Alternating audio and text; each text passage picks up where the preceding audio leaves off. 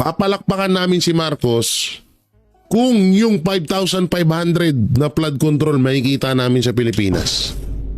At hindi na magkakabaha dito. Kasi yung 5,500 na flood control na bago,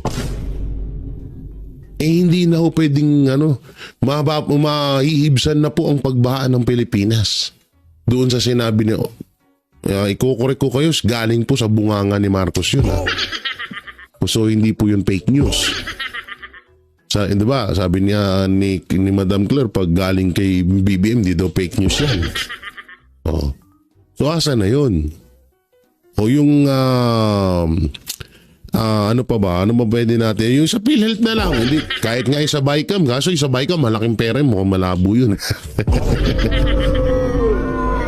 Kaya wala talaga. Wala kang aasahan sa mga DDS or Duterte supporters na magandang sasabihin kay Marcos. Kasi wala nga kami nakikita eh. Wala nga kami nakikita nga ni. Okay, tuloy. Giit ng Vice Presidente, hindi siya ang nagpasimula ng iringan. Depensa niya, nagsasalita lamang siya bilang tugon sa mga naunang maaanghang na komentong ibinabato ni Castro. Mga pahayag na para sa kanya ay walang laman kundi puro basura. Ganun din naman sa kanya, ma'am eh. Sumasagot lang naman ako sa kanya. Hindi ako tao na kilala na unang nakikipag-away. Lagi ako ay sumasagot lang. Sinabi ko na yan dati, sabi ko ano pa bang ma-expect natin sa pinsan ni Franz Castro na si Claire Castro. Parang ano lang yan, mami, parang sinasabi nila sa computer, garbage in, garbage out. So, pumapasok sa kanya, basura, lumalabas din sa bibig niya, basura lang. Hindi rin Nun, sakit nun, ang saklap. Garbage in, garbage out. It's so hard. Ang sakit nun, Madam Claire. Biruin mo, Madam Claire, Yusik ka, attorney ka pa. Sasabihan ka ng kung ano yung pumapasok sa yung basura, lumalabas din sa iyo basura. Aba, masakit yun. Naku, ako sa iyo, Madam Claire, debate na yan.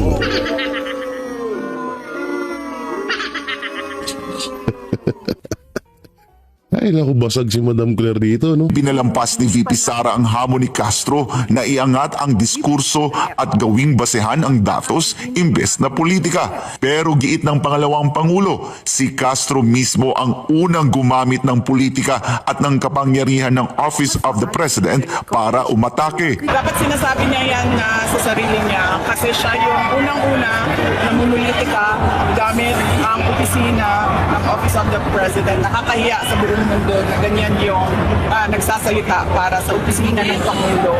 At ano ba yung sinabi niya isa? Di alam nyo ito totoo yun. Ito ay parang hindi po, sa totosin tong sinabi ni Vice President Sara Duterte, hindi po ito pagbanat, kundi ito po ay payo sa Office of the President. Kasi biruin mo, ba't kayo kumuha ng isang, ano ang pwedeng tawag kay Claire? Parang kasi katangahan, kabubuhan, kaignorantihan, kagagahan, kamalditahan, kawalangian, nasa kanya na lahat eh. Parang kinuha niya na lahat eh. No, so parang sinalo niya na lahat. Ang ano dito is nakakahiya nga talaga sa buong mundo na merong Yusek na ganito manalita. Kasi ang pagkakaalam ko sa tanang buhay na nakakita ako ng isang Yusek, nakarinig ako ng isang Yusek, puro ano yun, report yun. No, halimbawa, si Marcos Jr., ang ginawa ni Marcos Jr. ngayon ay tinugunan ang hiling ng mga sabihin na natin, kunwari lang, tiga Visayas, na magkaroon ng pang lifetime or pang matagalang hanap buhay or trabaho. So ganoon dapat yun ang trabaho ng puro good news yan eh. First time lang ho natin makaranas at makakita sa buong mundo. Ewan ko kung merong ganito katulad ni Yusik Claire sa ibang bansa. Wala naman sigurong tutulad sa katangahan nito. Baliw na lang siguro ang tutulad sa katangahan yan. Wala ho tayong nakitang isang music na alam mo yung tipong bumabanat ka na para kang nagbablog. Para kang nasa vlog mo. Para kang, alam mo yun, yung ikaw na yung nagdidesisyon. Kaya nga music ka kasi, di ba, alam nyo na yun eh. Di ba, yung tipong dapat puro pag-update o update sa ginawa ng isang pangulo, ano ba yung ginawa ng pangulo ngayong araw na to, ganun dapat. Tapos kapag may mga nag-i-interview na katulad niyan, may mga interview na ayaw mong sagutin dahil hindi nga pinaparating ng pangulo yun or hindi dapat sagutin ng pangulo, so pwede ka naman tumanggi. Kaso simula nung iniluklok si Yusek Claire Castro dyan sa bilang Yusek, ang nangyari, puro lang pagbanat sa mga Duterte. Ang problema ng Pilipinas, droga, krimen, bagay, isa na pala yun. Ang problema ng Pilipinas, krimen, pagkain, o tinatawag na gutom at trabaho. Yung tatlo lang yan. No? At yung environment pala, yung kalikasan. Una-una, yung krimen, sobrang taas na sa Pilipinas. Yung gutom, sobrang lala na. Trabaho para sa mga kapwa natin Pilipino, ngangabels. Yung kapaligiran natin, sobrang dumi. Paano magiging madumi kung walang, kung hindi disiplinado ang mga, hindi dinidisiplina ng gobyerno, yung mga taong nagkakalat, nagsusunog, nagpuputol ng mga kahoy sa mga bukid-bukid. Diba? So yan dapat ng unang solusyonan dahil yan ang unang problema ng Pilipinas.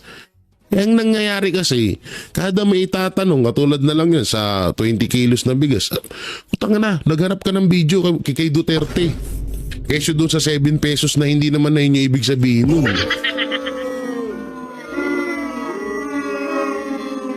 Ikaw yung, tsaka ito sa totoo lang, hindi talaga si BP Sara Duterte ang nangunang bumanat. Ang unang bumanat si Claire, parang si Abante lang yan eh. Di mo si Pastor Abante. Pastor na kong pa, di ba?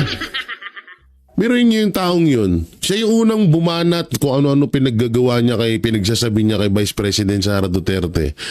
Tapos nung binalikan siya, nagtampong bigas. Nag-attitude ng matanda. Nag-attitude ng gurang. Tapos kinampihan pa ng anak niyang balyena. Sorry. Mataba din pala ako. Sorry naman.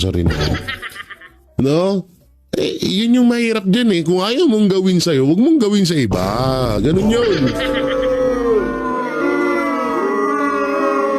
Anak ng teteng, Yusek Claire at Abante, ayaw nyo palang gawin sa inyo, huwag nyo gawin sa iba. Tapos ang usapan. Napaka-basic. Dagdag pa ni VP Sara, kaya't puro pag-atake umano ang ginagawa ni Castro laban sa mga hindi kaalyado ng Pangulo ay dahil wala itong maibalitang nagagawa ni Marcos Jr. para sa bansa. Dapat niya sabihin sa sarili niya, dapat siya pumunta sa harap ng salamin at sabihin niya yan na ngayong araw na ito ay hindi na ako aatake sa mga kalaban ng aking boss at ang sasabihin ko lang ay ang mga ginagawa ng aking boss para sa bayan. Apparently, wala kasing ginagawa yung CBTM para sa ating bayan. Basag na naman.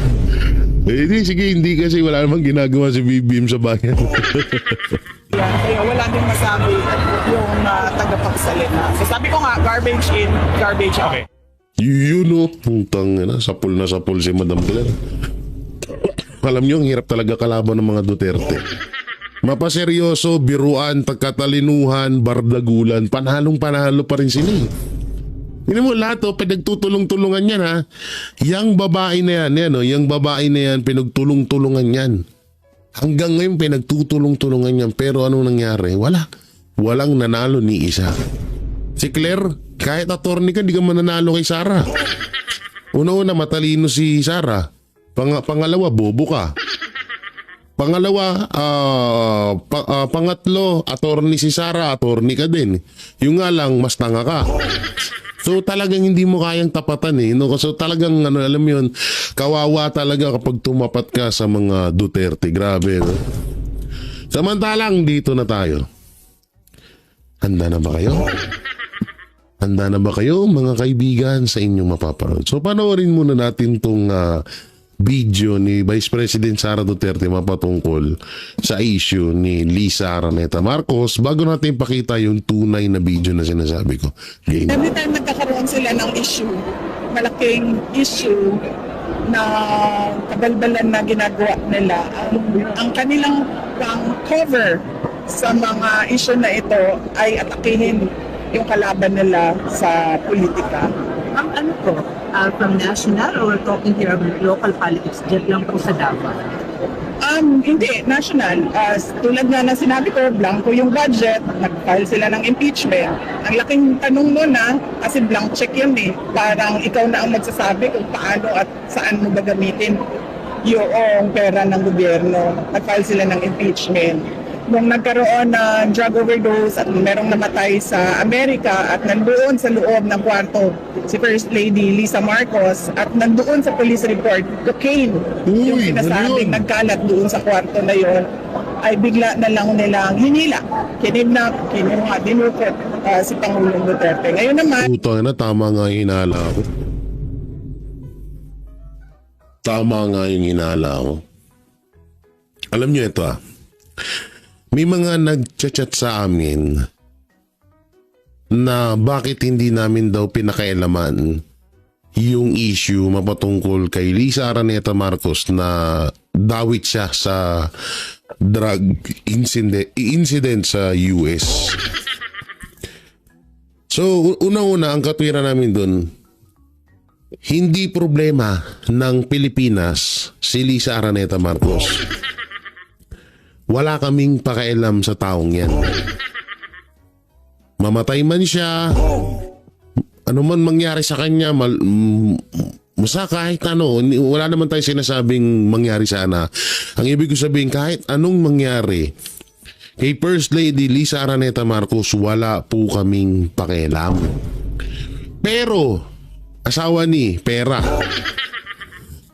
Yung sinasabi ni Vice President Sara Duterte na involved nga siya, at kaya pinilit na itong si Pangulong Duterte na madala patungong Netherlands is alam ni Bongbong Marcos Jr. na magkakaroon talaga ng malaking impact yun sa buong Pilipinas. At doon tututok ang mga Pilipino sa issue ni Pangulong Duterte. So yung sinasabi kong ang hinala ko, eto na, lumabas na kay VP Sara Duterte. Siya na mismo ang nagsabi, siya na mismo ang naglahad na kada may ginawang kabalbalan, kada may gagawing issue, o sige, sabihin na natin na kada may gagawing kabalbalan ang mga Marcos sa bansang Pilipinas or yung madadawit yung pangalan nila sa malaking gulo, ay ang gagawin nilang panakipbutas doon ay ang mga Duterte. At yun na nga yung ginawa niya kay Pangulong Duterte, yung ginawa nila kay Pangulong Duterte. Sa tutusin, yun talaga yung hindi kami nag-vlog nun ng mga, ewan ko kung sino sa mga banateros, pero nasusure ko ako, hindi ako nag-vlog nun kasi nga wala talaga akong pakialam dun sa issue na. So, sa issue na yun, ang inaano ko dito is totoo pala talaga. Hindi kami naniniwala noon naniniwala din kami pero hindi lang namin binlag kasi nakapokus kami sa issue kay Pangulong Duterte na maiuwi siya at huwag siyang dalhin sa Netherlands. Yun yung pinupunto namin doon. Ang concern namin kay Pangulong Duterte, hindi kay Lisa, wala kang pakialam niyo sa putang inang yan. Sorry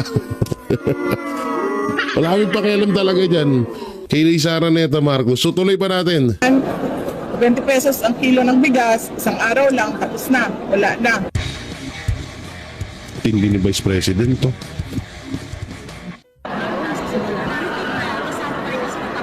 Ingay.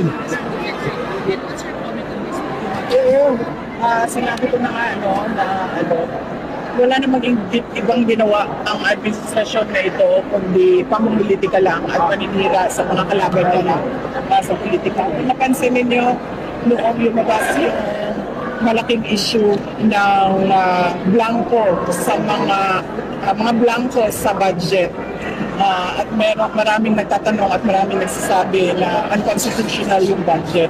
Tinanong kung paano naging legal yung paggamit nila ng pera, puro blanco yung nasa loob ng budget, ay lumabas yung impeachment ko. Yun yun. So yun na, i-explain ko sa inyo para lubos nyo maunawa, nang hirap intindi, nang ingay. Yung nangyaring, yung natuklasan, no, natuklasan na isa sa mga,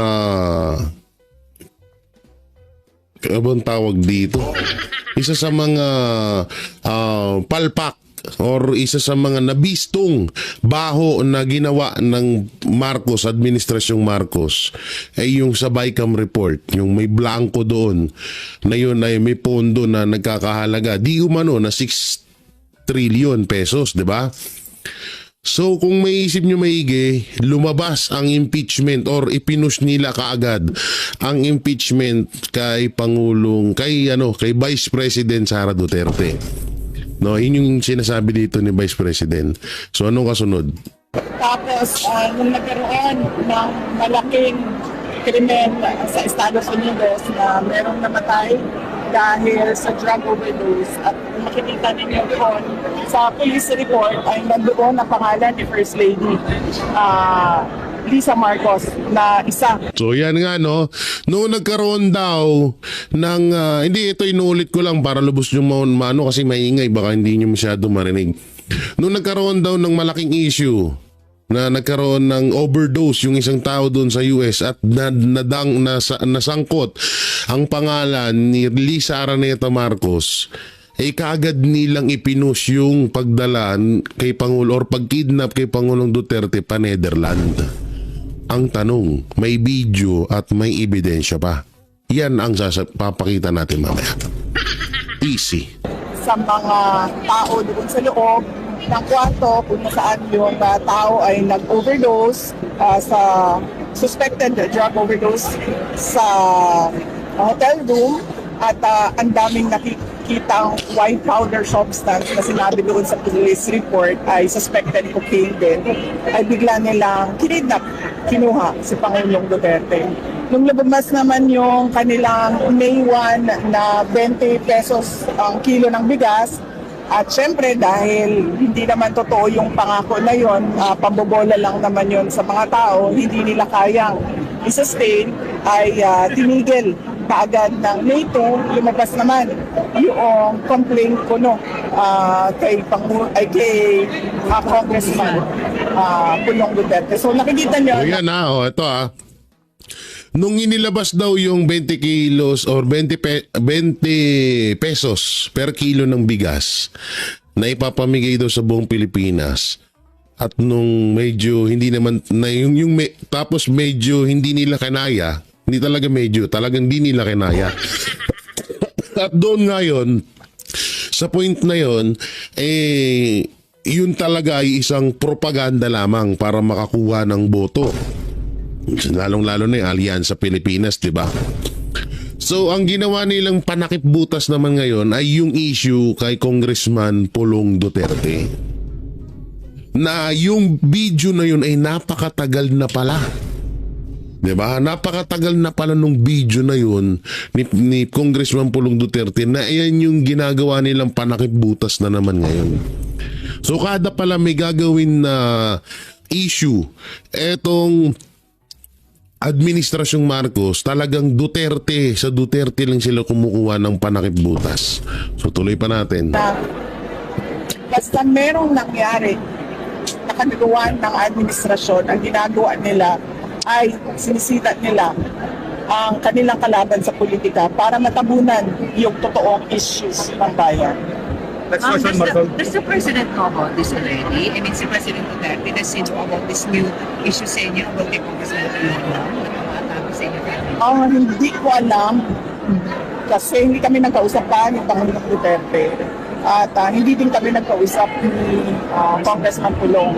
Pero nakita ko siya na nagpa-interview siya sa detention center. Pero ito, no, hindi na natin masyadong ano yun yan. Pero ito na lang, Vice President Sara Duterte, bilang sumusuporta sa inyo at bilang gusto ko din maliwanagan yung mga Pilipino, no. Sana ipakita or ilabas ni Vice President Sara Duterte yung record kung saan talagang dawit ang pangalan ni Lisa Araneta Marcos. So yan po ang aabangan natin. Hindi na pala abangan, ipapakita ko na ngayon. Ngayon mismo, Hindi ako nagbibiro. Pero ito talaga nakakagulat dun. Bakit nadawit sa insidente ng overdose sa drugs etong si First Lady Lisa Araneta Marcos? Nakakapagtaka lang.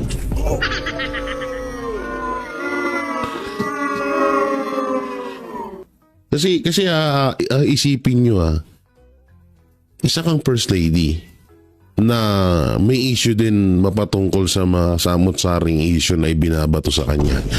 Nakakapagtaka lang na nadawit ka sa ganun. Kung totoo man yun kasi hindi pa natin 100% na mapatutuhanan dahil wala pang pinapakitang ebidensya si Vice President Sara Duterte. Ngayon, yan yung ipupush natin na sana maipakita ni Vice President Sara Duterte ang ebidensya na yan. At sana ito na, Madam Claire Castro, hamunin mo si Vice President Sara Duterte na kung totoo ang sinasabi niya, ipakita niyo yung ebidensya. Ito po hindi ko po kinakalaban si Vice President Sara Duterte. Sana magets niyo po yung pinupunto ko. Hindi rin po ako naghahanap or masaya sa nangyayaring gulo. Hindi ho. Gusto ko mangyari dito, maisampal sa pagmumuka ni Claire Castro at ng mga supporter, ng mga vlogger, mga yudipunggol, yung mga dyan ni Marcos Jr. na mga vlogger at yung mga ilang supporter na hanggang ngayon may lawa pa sa utak, may sapot pa ng gagamba sa utak, no? Na talagang totoo yung mga bali-balita na nangyayari sa mga Marcos na talagang involved sila lagi sa pulborotics. Ano kaya no? Grabe. Alam nyo sa edad kong to, 31, hindi talaga ni minsan pumasok sa utak ko na magdroga. Ako, natotoosin, naminin ko sa inyo, ako, umiinom ako. Naninigarilyo ako, pero yung droga, hindi ko talaga makalkula sa utak ko na minsan hindi ko talaga, alam yun, hindi talaga sumagi sa utak ko na try ko nga to. Kasi may mga ibang tao na parang gusto lang daw try nila kasi para daw parang parte naman daw ng buhay yun. May mga kwento ako naririnig na gano'n na kesyo sinubukan lang daw para kahit paano naranasan nila sa part ng kabataan nila. May mga ganun kwento akong naririnig mapatungkol sa droga. Pero para sa akin parang medyo malabo yung ganung malabo yung hindi ko gusto yung mga ganung kwento. No, hindi ko gusto yung mga ganung kwento. Gagamit ka ng droga para lang maranasan mo kung ano ba talaga para kalokohan. At eto na nga yung video na sinasabi ni Vice President Sara Duterte. Magugulat kayo dito. Oo. Wait lang ha. Eto na po ang video na inaantay nyo. Eto na ba ang video? I-play mo na yan. I-play mo na. Oo. Eto po ang video ng So, malinaw po Patangahan. na reduce po yung nabanggit. Pero kayo sabi ninyo sa inyong vlog po ba yun, whatever, yung 7 piso, sabi niyo, pangako 7 piso at parang sort of ganun. Pwede po ba linawin lang natin yun para hindi naman na pagmula ng Vlog? fake news. Sa vlog po ba? Napanood po sa Hindi po yata yun nabanggit sa press briefing. Opo, hindi po sa press briefing. parang you're talking na pinapakita nyo pa yung SONA something ni PRRD. Para lang po magkaroon ng Ang tinik sa Po yung pahayag ang tinik sa lalamunan ni Madam Claire. ng Pangulo. Nandito po tayo sa ating press briefing para ihayag po ang direktiba, announcements ng palasyo. Hindi po patungkol sa aking pagbablog. Hindi ba nabanggit ko Salamat lang po. po yung vlog use. Hindi niya masagot. agay. Kaya ano po, para lang po hindi And then, pasensya na po, hindi po ako makakasagot ng anumang sinabi ko outside from this press briefing. Kung ano man ang aking naging opinion personal, pag-usapan natin sa labas at hindi dito po. Kasi po parang So ibig sabihin, iba yung Claire na nagbablog, iba din yung Claire na Yusek. Putangin na, kung kami ang tatanungin mo, halos isa lang kayo. Kung ano ugali mo sa pagbablog, ganun din sa pag-Yusek. makaka-apekto rin po dun sa mga ng Pangulo na medyo iba yung Opo, nababanggit. Ms. Eden, kung ano po ang inyong pakay patungkol po dito, Iyak si Castro. inuulit ko po, ang aking pag-vlog ay wala pong kinalaman ang palasyo, ang Pangulo at ang gobyerno. Ang Pangulo, ang palasyo. Ano kayong probinsya nito? No, ako Bisaya ako pero ewan ko lang pero para sa akin parang hindi ko tinutono or kaya kong baguhin yung bigkas ko na hindi mo ko mahalata na Bisaya ako. Or Ilonggo ako. Mix kasi ako Ilonggo Bisaya eh. Ito ako dito kay Claire. Pangulo? Sa ating Pangulo? Opo. Ngayon, nakahanap ka ng Hindi talaga, yung si Miss Eden, palakpakan muna natin siya. Palakpakan po natin yung reporter ng Net25 na si Miss Eden. Shoutout sa'yo. Ang galing mo talaga. Grabe. Yung lahat, yung kagustuhan naming barahin si Claire Castro, ikaw po ang nakakagawa ng palakpakan po. Gagi, di eto Madam Claire. Napakasimple lang nung tanong. Pero bakit hindi mo po masagot po? Napakasimple lang nung tanong eh. Bakit may kinokonik yung 7 pesos na di umano ay pangako ni Pangulong Duterte na hindi naman talaga yun din totoo. Hindi yung sinasabi kasi 7 pesos. Ang pagkakaalam ko po kasi doon, gustong pababain ng 20 pesos ang kilo presyo ng bawat kilo ng bigas. Yun ata, yun po yung alam ko doon. Hindi yung magiging 7 pesos. Ano ka, 1984? Ano ka, 1960s?